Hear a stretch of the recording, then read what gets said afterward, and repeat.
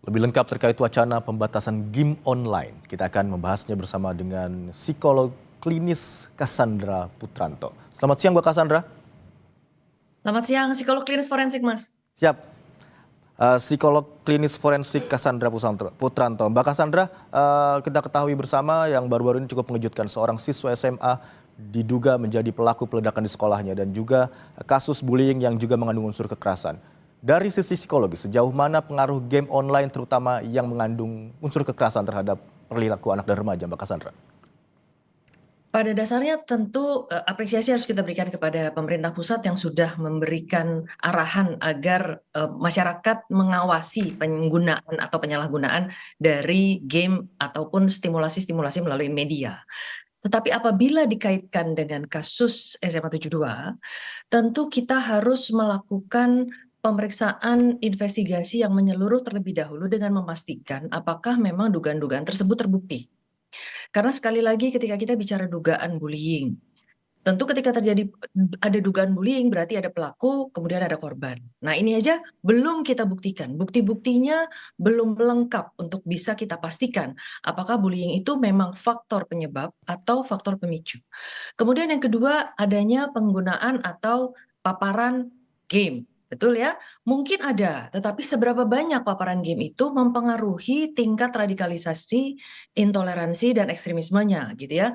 Karena kembali lagi secara psikologis, sekarang saya menjawab pertanyaannya, adalah bahwa manusia akan sangat mudah terpengaruh oleh berbagai stimulasi yang diterima baik secara langsung maupun tidak langsung.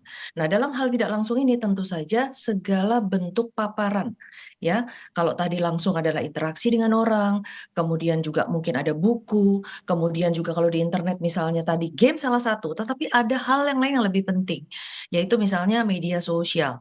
Jadi bagaimana mereka kemudian bisa berinteraksi dengan orang lain, bagaimana mereka bisa belajar untuk membuat yang disebut dengan IED ya, itu disebut improvised explosive devices gitu. Nah, anak-anak ini bisa belajar dari situ dan terutama di dalamnya adalah juga ideologinya, ideologi kekerasan, intoleransi terhadap orang lain, bahwa ketika seseorang merasa tidak nyaman, merasa tidak senang, lalu kemudian boleh melukai hati orang lain. Nah, nilai-nilai inilah yang sebenarnya harus ditanamkan, tidak hanya di sekolah, tapi juga dari rumah, kemudian di lingkungan masyarakat. Nah, dengan kejadian ini, saya tentu berharap bahwa setiap orang tua, setiap tokoh-tokoh pendidik, dan siapapun yang mungkin bersinggungan dengan anak di sekitarnya, melakukan pemantauan dan monitoring yang sehati-hati mungkin untuk bisa melihat apakah memang ada perubahan perilaku yang terjadi yang bisa berakibat kepada meningkatnya radikalisme, intoleransi, dan ekstremisme. Baik, Anda mengapresiasi langkah ini untuk membatasi begitu ya. Tapi Anda katakan tadi tidak hanya game online tetapi juga buku misalnya atau dari Betul. internet melalui media sosial. Lalu sebenarnya kan keluarga ini menjadi orang terdekat begitu ya. Apakah seperti apa pengawasan atau pendampingan yang bisa dilakukan orang tua atau misalnya keluarga dekat begitu untuk mencegah hal-hal serupa terjadi, Mbak Cassandra? Betul, jadi sekali lagi adalah bahwa sebuah langkah yang diusulkan tentu baik. Tetapi apakah Baik. langkah ini bisa menyelesaikan semua permasalahan? Nah, ini yang harus betul-betul dipastikan. Karena sekali lagi, karena satu kasus, mungkin kasus di Aceh, kasus di Jakarta berbeda. Nah, ini alasannya mengapa diperlukan pemeriksaan psikologi forensik untuk memastikan. Yang pertama adalah motif atau intensi dari pelaku itu dalam melakukan hal tersebut. Kemudian apakah seseorang tersebut memang bisa dipercaya keterangannya, dia mengaku melakukan ini, tidak mengaku melakukan itu. Lalu Baik. kemudian ada psikodinamika kekerasannya dan bagaimana seseorang ini akhirnya sampai pada keputusan untuk melakukan hal tersebut. Jadi kita harus betul-betul berdasarkan bukti yang tentu saja harus melibatkan analisa dari lintas profesi. Nah, dalam hal ini sekali lagi seperti tadi saya katakan, upaya untuk memastikan orang tua Indonesia untuk mengawasi putra-putrinya, terutama adalah dalam proses tumbuh kembangnya, bagaimana mereka bisa tumbuh, mengadopsi nilai-nilai, memiliki lisan, perbuatan, tingkah laku, dan perasaan yang kira-kira itu memang sesuai dengan nilai-nilai luhur Pancasila dan tentu saja nilai-nilai moral bangsa Indonesia yang jauh dari kekerasan dan tindak pidana. Tapi kalau kita bicara ke game online begitu ya, fokus kepada game online, apakah pengaruhnya begitu besar untuk psikologis seorang anak atau remaja gitu, Mbak Cassandra? Sangat besar, sebagaimana tadi saya sebutkan, segala hal yang sifatnya stimulasi baik secara langsung yang lewat mata, lewat telinga, lewat penciuman, baik dibaca, ketemu langsung, dan termasuk juga media sosial. Nah, media sosial ini saja game hanya salah satu, hanya sebagian kecil.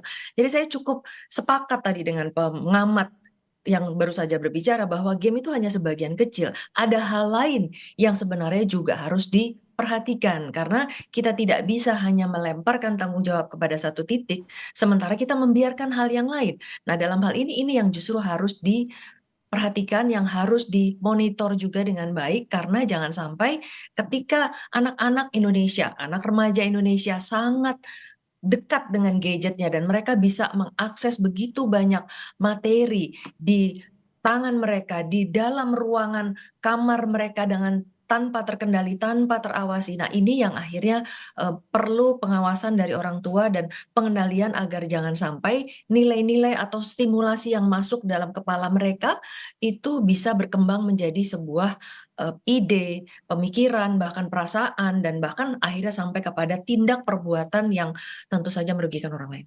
Baik. Eh, Iri dan Nur. Anda katakan tadi ini begitu mudah diakses, gadget, kemudian akses internet di mana-mana, bahkan di dalam kamar saja bisa diakses begitu ya.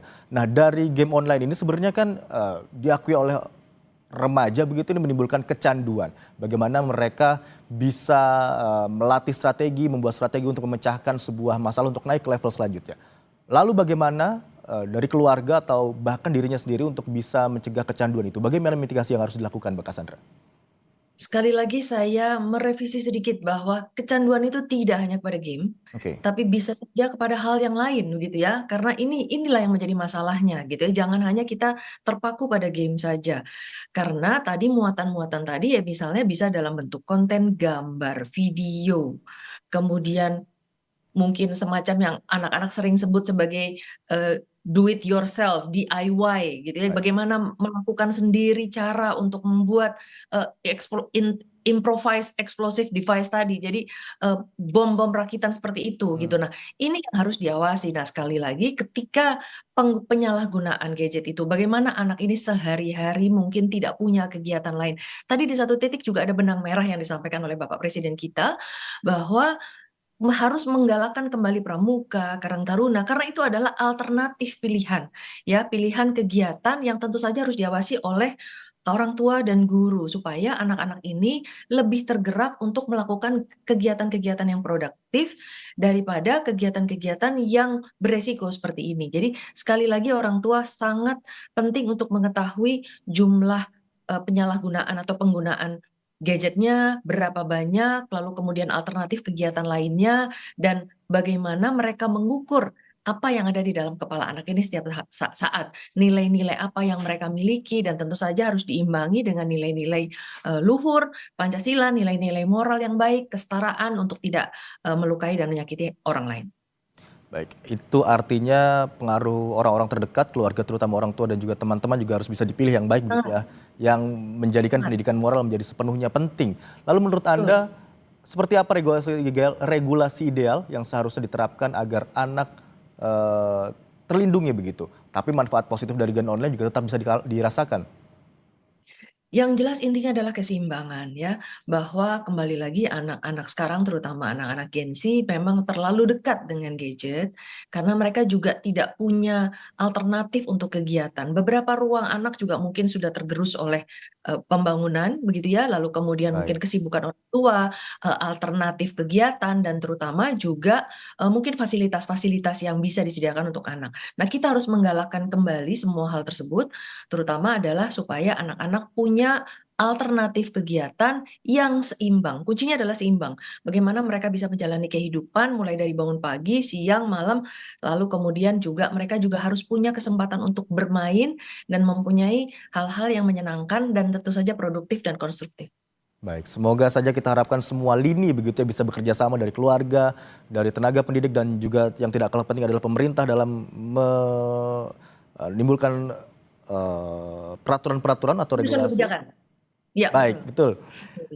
Sehingga apa yang tidak kita inginkan seperti game online yang bisa mempengaruhi hal-hal yang buruk tidak terjadi atau tidak dan terulang lagi. konten-konten radikal lainnya.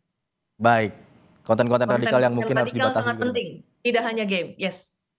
Baik, terima kasih Mbak Cassandra Putranto, psikolog klinik forensik yang telah berbagi perspektifnya di Kompas siang hari ini. Terima kasih Mbak Cassandra. Sama-sama. Assalamualaikum warahmatullahi wabarakatuh.